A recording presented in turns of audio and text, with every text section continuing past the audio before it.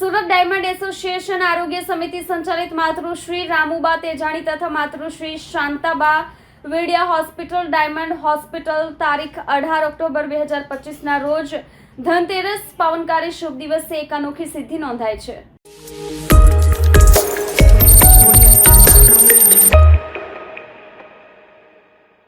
હોસ્પિટલમાં માત્ર 24 કલાકના ગાળામાં કુલ 23 ડિલિવરી થતા વાતાવરણ બાળકોની કિલકારીઓથી ગુંજી ઉઠ્યું હતું।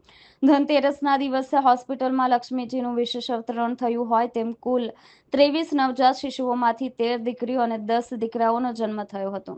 ડોક્ટરો અને મેડિકલ સ્ટાફ સહિત સમગ્ર હોસ્પિટલ પરિવારમાં હર્ષ અને ખુશીનો માહોલ છવાઈ ગયો હતો। હોસ્પિટલ દ્વારા જાહેર કરવામાં આવ્યું છે કે જન્મ લેનારા તમામ બાળકો અને તેમની માતાઓનું સ્વાસ્થ્ય તંદુરસ્ત અને નિરોગી છે। ડાયમંડ હોસ્પિટલ માત્ર રાહત દરે સારવાર જ નથી આપતી, પરંતુ બેટી બચાવો બેટી પઢાવો અભિયાનને સાર્થક કરવામાં પણ અગ્રેસર છે। હોસ્પિટલની નીતિઓ અને અન્ય સંસ્થાઓ માટે એક નવી રાહ ચિંધનારી છે।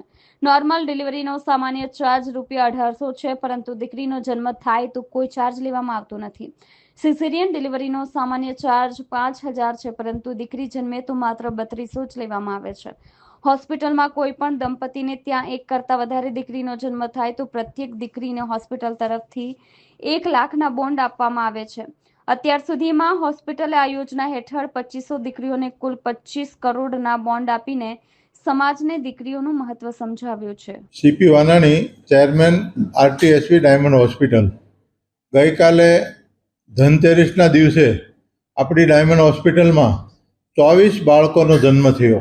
એમાં 13 દીકરીઓ હતી અને 11 દીકરાઓ હતા। ધનતેરસે દીકરીનો જન્મ થાય એટલે લક્ષ્મીની પધરામણી કહી શકાય એવા આ હોસ્પિટલમાં એક સાથે 13 દીકરીઓ અને 11 દીકરાનો જન્મ થવાથી આખી હોસ્પિટલના ડૉક્ટરો, ટોટલ સ્ટાફ બધા જ અને દર્દીના જે બહેનો ડિલિવરી થઈ છે એ બહેનોના જે સગાઓ છે એ બધા જ ખુશ છે। દરેક બાળકોની તબિયત સારી છે અને એની માતાની પણ તબિયત સારી છે અને દરેક બાળકો ખિલખિલાટ હસે છે અને આખી હોસ્પિટલમાં વાતાવરણ ગુંજી ઉઠ્યું છે। એનો અમને ખૂબ આનંદ છે। નવા વર્ષમાં તમામ સુરત શહેરના તમામ લોકોને હું ખૂબ દિવાળીની શુભેચ્છા પાઠવું છું। આભાર।